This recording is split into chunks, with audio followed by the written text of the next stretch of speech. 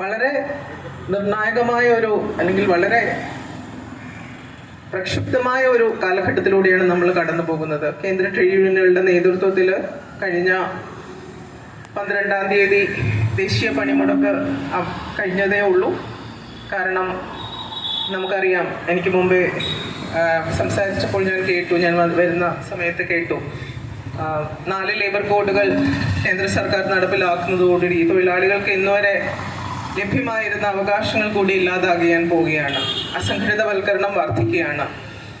നേരത്തെ 20 അല്ലെങ്കിൽ 40 തൊഴിലാളികളിൽ അല്ലെങ്കിൽ 10 അല്ലെങ്കിൽ 20 തൊഴിലാളികൾ കൂടുതൽ സംഘടിതരായിരുന്നപ്പോൾ ഇന്നത് 20-ഉം 40-ഉം ഒക്കെയായി മാറ്റപ്പെട്ടു ലേബർ കോഡുകൾ വന്നതിലൂടെ. അതുപോലെ തന്നെ 300-ൽ താഴെ തൊഴിലാളികളുള്ള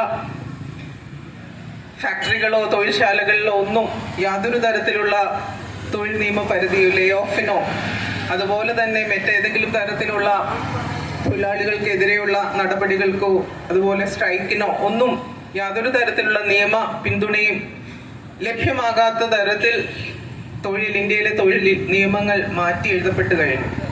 കഴിഞ്ഞ 10 ദിവസമായി സേവയുടെ നേതൃത്വത്തിൽ ഇന്ത്യയിലെ ഈ 4 ലേബർ കോഡുകളുടെ ചട്ടങ്ങൾക്ക് മറുപടി കൊടുക്കുന്ന തിരക്കിലായിരുന്നു ഞങ്ങൾ എല്ലാവരും. ഈ ചട്ടങ്ങൾ നിങ്ങളിൽ എത്ര പേർ, എനിക്ക് തോന്നുന്നു നിങ്ങൾ എല്ലാവരും ഒന്ന് വളരെ ശ്രദ്ധയോടെ തൊഴിൽ കോഡുകളും ഈ ചട്ടങ്ങളും ഒന്ന് പഠിക്കണം.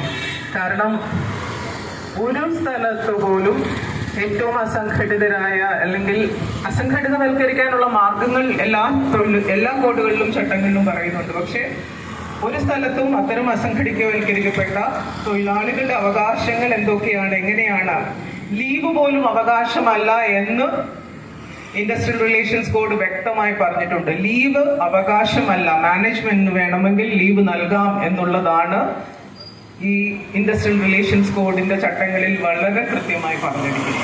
ഇതാണ് ഇന്ത്യയിൽ പുതിയതായി വരാൻ പോകുന്ന മാറ്റം എന്ന് പറയുമ്പോൾ, ഒരു ലീവ് എടുക്കണമെങ്കിൽ പോലും നമുക്ക് അർഹതപ്പെട്ട ലീവ് 8 മണിക്കൂർ തൊഴിൽ, 8 മണിക്കൂർ വിനോദം, 8 മണിക്കൂർ വിശ്രമം എന്ന് പറയുന്ന അന്താരാഷ്ട്ര തൊഴിൽ കൺവെൻഷനെ പോലും നിഷേധിച്ചുകൊണ്ട് തൊഴിലാളികൾക്ക് അടിസ്ഥാനപരമായ തൊഴിലാളികളുടെ ലീവ്, സാമൂഹ്യ സുരക്ഷിതത്വം, തൊഴിലിന്റെ സുരക്ഷിതത്വം എന്നൊക്കെ പറയുന്ന എല്ലാ തരത്തിലുള്ള സുരക്ഷിതത്വങ്ങളെയും കടത്തിവെട്ടിക്കൊണ്ട് ഇന്ത്യയിൽ പുതിയ തൊഴിൽ നിയമ സംഹിതകൾ നിലവിൽ വന്നു കഴിഞ്ഞു. അതിന്റെ ഭാഗമായിട്ടാണ് നമ്മൾ എല്ലാവരും എല്ലാ മാനേജ്മെന്റിനെയും എല്ലാ മുതലാളികളെയും ഇനി മുതൽ നേരിടാൻ